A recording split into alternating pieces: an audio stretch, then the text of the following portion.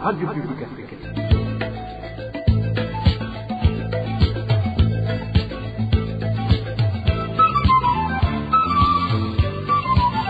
Radio Publique Africaine.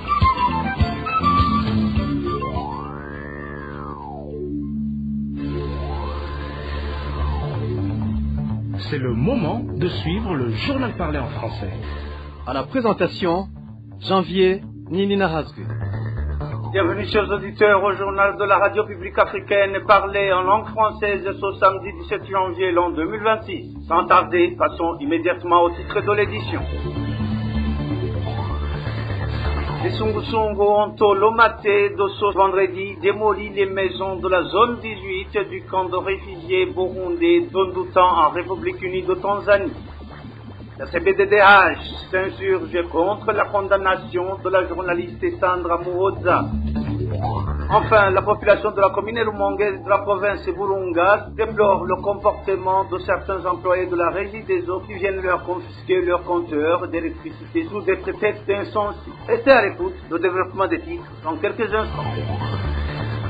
Encore une fois, bienvenue. Ouvrons cette édition par la page réfugiés. Les réfugiés burundais vivant dans les camps en Tanzanie continuent d'être maltraités. Ce vendredi dernier, les Sungusungu se sont levés tôt pour démolir les maisons de la zone 18 du camp d'Ondouta. Cela contredit les déclarations du HCR en Tanzanie qui avait annoncé au début de cette semaine qu'aucun réfugié ne verra plus sa maison détruite.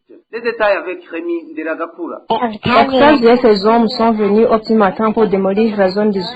Ils l'ont démoli et l'ont toute mise par terre. Il s'agit des réfugiés burundais vivant dans le camp d'Ondouta en Tanzanie, a témoigné ce vendredi que les Basungusungu ont fait éruption dans le camp pour détruire leurs maisons dans la zone 18 du camp. Selon ce réfugié, de nombreuses personnes s'interrogent sur le silence du Haut Commissariat des Nations Unies pour les réfugiés HCR, en sigle, estimant être victimes d'une mise en scène et d'une manipulation. Nous souhaitons comprendre la position du HCR. Alors que nous avons appris que les opérations de démolition avaient été suspendues, nous constatons au contraire que l'on joue avec nous. La situation est devenue anormale. Nous continuons à vivre à l'extérieur, exposés à la pluie sans aucun abri où nous réfugier. Toujours selon la même source, il est pour le moins surprenant pour une organisation comme le HCR de rester sans position claire, tandis que les autorités tanzaniennes intensifient les pressions et les violences à l'encontre des réfugiés, une situation que ces derniers qualifient d'inhumaine. Il est choquant d'être censé être représenté par une organisation qui pourtant ne se prononce pas et ne clarifie pas sa position en disant clairement voilà où nous nous situons. Au lieu de cela, aucune parole n'osait rassurer la population, tandis que l'État poursuit les primates, multipliant des actes que nous qualifions d'inhumains. Les réfugiés burundais installés dans le camp en Tanzanie lancent un appel pressant à la communauté internationale afin qu'elle intervienne d'urgence, affirmant que leur situation est devenue critique et met gravement leur vie en danger. Il rappelle qu'il y a une semaine à peine que le HCR avait pourtant annoncé que les démolitions des maisons des réfugiés avaient cessé et que tout retour se fait sur une base stricte volontaire. Merci à Rémi Nderagakura. Page justice. La coalition burundaise de défense des droits de l'homme, CBDDH en sigle, s'insurge contre la condamnation de la journaliste Sandra Muhoza à 4 ans de prison ferme, décision prise par le tribunal de grande instance Nogozi. Dans une déclaration sortie en date du 15 janvier 2026, signée par Elali Nivizi, directrice exécutive de la dite coalition, elle indique qu'un tel châtiment ne vise qu'à réduire au silence tout citoyen qui ose faire des critiques sur des faits de son entourage. Suivez plutôt Elali Nivizi, elle est directrice exécutive de la CBDDH. La coalition burundaise des défenseurs des droits de l'homme CBDDH dénonce la décision du tribunal de grande instance de Ngozi qui a condamné la journaliste Sandra Muhoza à 4 ans de prison ferme suite à une accusation farfelue qui n'est pas fondée mais aussi qui est montée en toutes pièces, d'atteinte à la sécurité intérieure de l'État et d'incitation à la division ethnique, alors qu'il a fait un commentaire sur un message transmis entre journalistes dans un groupe WhatsApp. La CBDDH est très inquiétée par cette décision et très indignée indignés aussi et constatent que ces accusations sont même disproportionnées si on analyse la communication de la journaliste par rapport aux communications qui ont été faites par d'autres journalistes.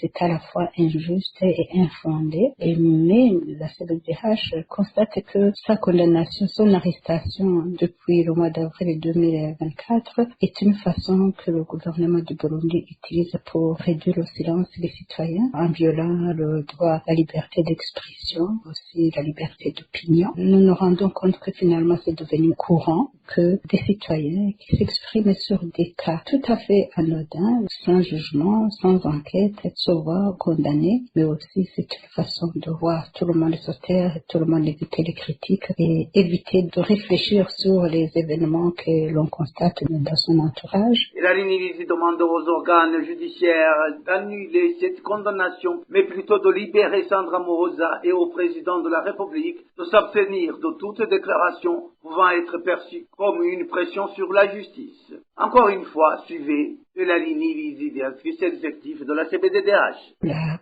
CBDDH fait un appel aux autorités judiciaires d'annuler la condamnation et de procéder à la libération immédiate de la journaliste, mais aussi on demande à l'État du Burundi de réviser les dispositions pénales qui sont relatives à l'accusation courante qui est collée aux défenseurs des droits de l'homme, aux journalistes et aux personnes qui sont indésirables, l'accusation d'atteinte à la sécurité intérieure de l'État ou d'incitation à la haine, parce que nous nous rendons compte que les enfants en usage abusif et même sélectif, alors nous demandons également au président de la République de donner le temps à la protection de la liberté d'expression et de s'abstenir de toute déclaration pouvant être perçue comme une pression sur la justice et comme une incitation à la justice d'agir selon sa volonté. Nous lui demandons également de privilégier des réformes au lieu d'attaquer les médias, certaines personnalités, mais plutôt d'engager des réformes structurelles qui peuvent garantir l'indépendance de la magistrature, la liberté de la presse, mais aussi le respect des droits fondamentaux dans le secteur de la justice, éviter d'instrumentaliser la justice pour régler les comptes. Nous faisons aussi un appel aux partenaires techniques et financiers d'intensifier leur plaidoyer en faveur du respect des droits de l'homme au Burundi, de la protection des défenseurs des droits humains. C'était Eulaline Irizi, directrice exécutive de la coalition burundaise des défenseurs des droits de l'homme. 195 détenus, dont des femmes, des hommes et des personnes âgées poursuivis pour des délits mineurs, ont été libérés dans la prison centrale d'Ongozi par la justice ce vendredi 16 janvier 2026. C'est au moment où cette prison construite pour 400 détenus compte aujourd'hui plus de 1850 prisonniers, dont 768 qui attendent toujours de comparaître devant la justice. Rose Nkorerimana, procureur général de la République du Burundi, a annoncé que la libération de ces détenus s'inscrit dans le programme gouvernemental visant à désengorger les maisons carcérales dans tout le pays. Il a ainsi interpellé tous les procureurs de traiter rapidement les dossiers des détenus et de respecter la loi en ce qui concerne la détention et la libération afin qu'il n'y ait pas d'injustice. Suivez à ce propos Rose Nkorerimana, procureur général de la République du Burundi.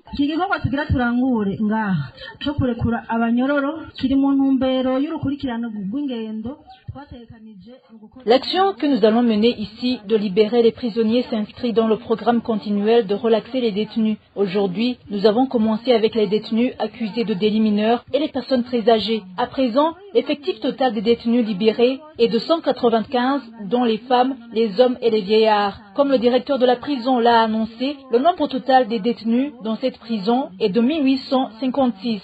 Ceux qui ont déjà subi la condamnation sont 1091, tandis que 768 attendent le procès. Vous comprenez que nous avons libéré un petit nombre, nous allons revenir. Nous encourageons tous les procureurs de bien se tenir pour la justice pénale dans la province de Butanyerera en traitant rapidement les dossiers des détenus pour que leurs affaires prennent fin. Nous leur demandons aussi de toujours se conformer à la loi sur la procédure de détention et de libération pour qu'il n'y ait aucune personne qui soit en détention injustement ou par vengeance. Nous appelons aussi les présidents des instances judiciaires d'accélérer les procès des détenus en liberté provisoire pour qu'ils soient clos. Et vous, les bénéficiaires de cette libération, dont les procès sont toujours en cours, de bien vouloir les suivre de près. Soyez également à l'heure dans vos procès, sinon votre liberté provisoire ne va pas durer longtemps. Ceux qui ont été punis de payer des amendes doivent s'en acquitter dans les brefs délais pour qu'ils soient libres devant ceux qui ont subi des conséquences de leurs crimes.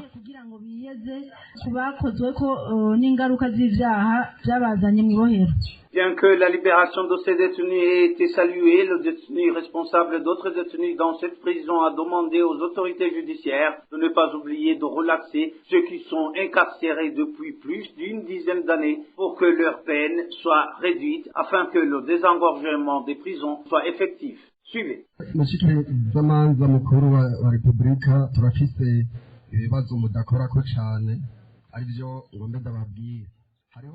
Procureur général de la République, nous avons des problèmes auxquels vous ne touchez pas souvent. Il y a ici des détenus qui ont déjà fait 17 ans et plus en détention. Il y a aussi des infractions qui ont été soustraites sur la liste des infractions qui pouvaient bénéficier de la grâce.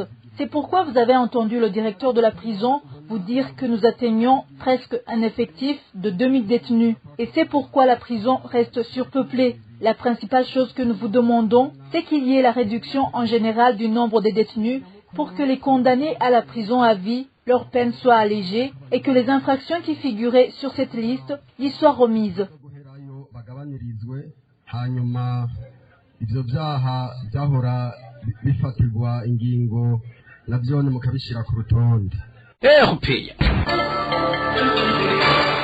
Page éducation de cette édition, le secteur de l'éducation a été perturbé par le nouveau programme de l'État concernant l'implantation des écoles fondamentales. Antoine Manouma, président de la Fédération nationale des syndicats du secteur de l'enseignement et de l'éducation du Burundi, FENASEB en sigle, indique que ce nouveau programme a freiné le processus d'acquisition des connaissances chez les élèves, lesquels en subissent les conséquences dans les classes suivantes. Il demande au gouvernement de mettre en application les mesures adoptées lors des États généraux de l'enseignement tenus en 2022. Il demande également au ministre en charge de l'éducation d'organiser une assemblée générale des agents de l'enseignement afin d'évaluer la mise en œuvre des recommandations formulées lors des États généraux de l'enseignement. Suivez à ce propos Antoine Manouma, il est président de la FENASEB. Le secteur de l'éducation est confronté à plusieurs défis. Certains d'entre eux sont tributaires des réformes engagées dans le secteur de l'éducation depuis 2012 avec l'avènement de l'école fondamentale qui regroupe l'école primaire et le niveau collège de l'enseignement secondaire, exclut la 10e année. Il était bon que l'élève prolonge sa scolarité pour renforcer sa formation de base. Mais la réforme a provoqué le chambardement des programmes qui ont été regroupés en domaine d'apprentissage, dont les enseignants sont incapables de dispenser. Le domaine des langues regroupe 4 disciplines, alors que le domaine des sciences et technologies regroupe 5 disciplines. Que la première évaluation nationale soit administrée aux élèves à la fin de la 9e année, les élèves sont exposés au cumul d'insuffisances qui n'ont pas été vérifiées très tôt pour une éventuelle remédiation. Les États généraux de l'éducation, tenus en 2022, avaient donné des orientations claires qui pourraient conduire au changement profond dans l'optique de ramener la qualité des enseignements. Beaucoup de recommandations n'ont pas encore été mises en application. Il est vrai que les textes légaux et réglementaires sont en train d'être revus, mais nous demandons que les nouveaux textes s'inscrivent dans la logique de ramener et de renforcer la qualité des enseignements. Si les nouveaux textes sont adoptés, l'étape suivante serait de revoir les programmes d'enseignement. Nous demandons au ministre ayant en charge l'éducation de convoquer une rencontre des parties prenantes qui visera l'évaluation de la mise en application des recommandations des États généraux de l'éducation tenues en 2022. Car elle constitue la fondation de tout changement qui pourrait être opéré. Mais pour que le changement soit possible, les fonds alloués au secteur de l'éducation devaient être revus à la hausse pour satisfaire aux besoins essentiels comme le recrutement des enseignants, la construction de nouvelles salles de classe, l'achat du matériel pédagogique et des bancs pupitres, en vue de fidéliser les enseignants qui désertent en masse le service. Il est impératif que les rémunérations soient revues à la hausse, sinon le secteur de l'enseignement sera toujours déstabilisé.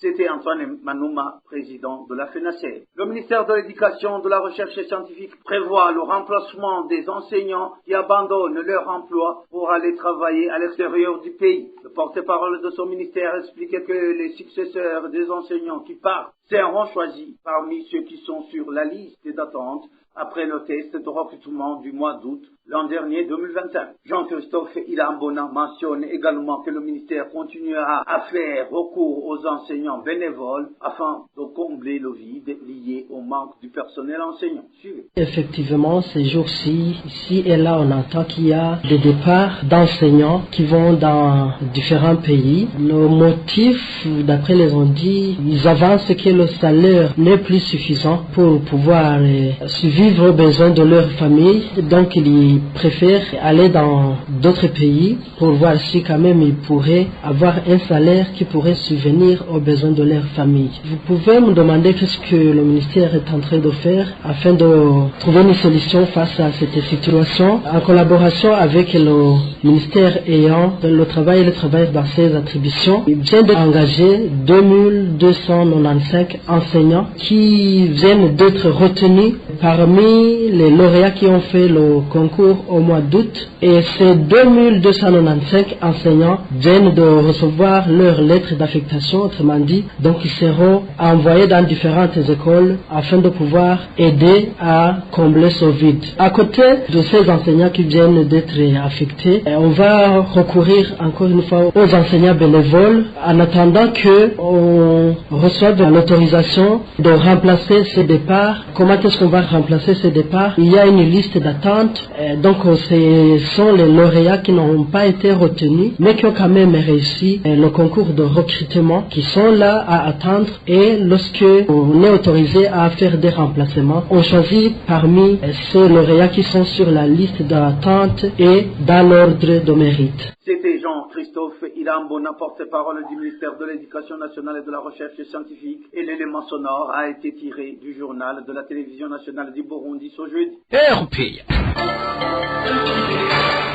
Les propriétaires de maisons situées le long de la route nationale RN1 dénoncent les amendes qui leur sont imposées pour la pose des tôles et la peinture de leurs habitations, alors qu'ils font face à une grande précarité. Ils demandent que ces mesures prises par les autorités soient accompagnées d'une disposition d'accompagnement, notamment la réduction des prix des matériaux de construction, jugés actuellement très élevés. Emmanuel Ndaïchimier nous fait le point. 44 maisons situées dans la ville de Kayanza, à proximité de la route nationale LN1 Bujumbura, Kayanza, Kanyaruho, dont plusieurs sont couvertes de tôles anciennes et à changer de couleur avec le temps, sont concernées par une mesure des autorités communales. Ce mercredi, l'administrateur de la commune de Kayanza, accompagné des responsables de la sécurité, a opposé des marques de croix rouges sur ces maisons, en majorité à usage commercial, pour signifier à leurs propriétaires qu'ils doivent remplacer les tôles et repeindre leurs bâtiments dans un délai n'excédant pas une semaine.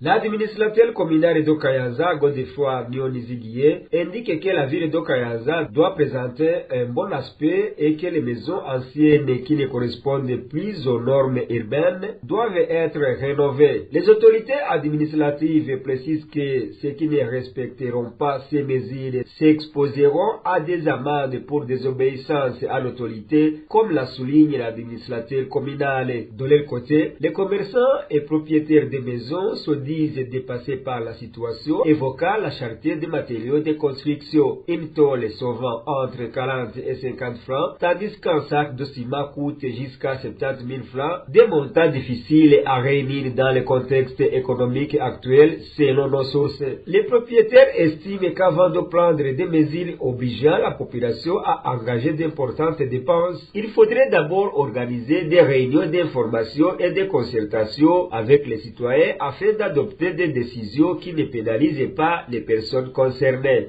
La population de la commune Rumonge dans la province Burunga déplore le comportement de certains employés de la Régie des eaux qui viennent leur confisquer leurs compteurs d'électricité sous des prétextes insensés. À côté de cela, la population capable de donner des pots de vin à ces employés de la Régie des eaux garde leurs compteurs sans aucun problème. N'est-ce pas, Walter Puisé? Ces vols des compteurs d'électricité de la Régie des eaux en commune Rumonge se remarquent beaucoup dans la localité appelée Kumusave. Selon la population concernée, ce groupe des employés de la Régie des eaux, quand ils arrivent dans cette localité, ils commencent à faire des patrouilles et identifier partout où se trouvent ces compteurs et commencent à les confisquer, tout cela pour avoir de l'argent. Cet habitant témoigne.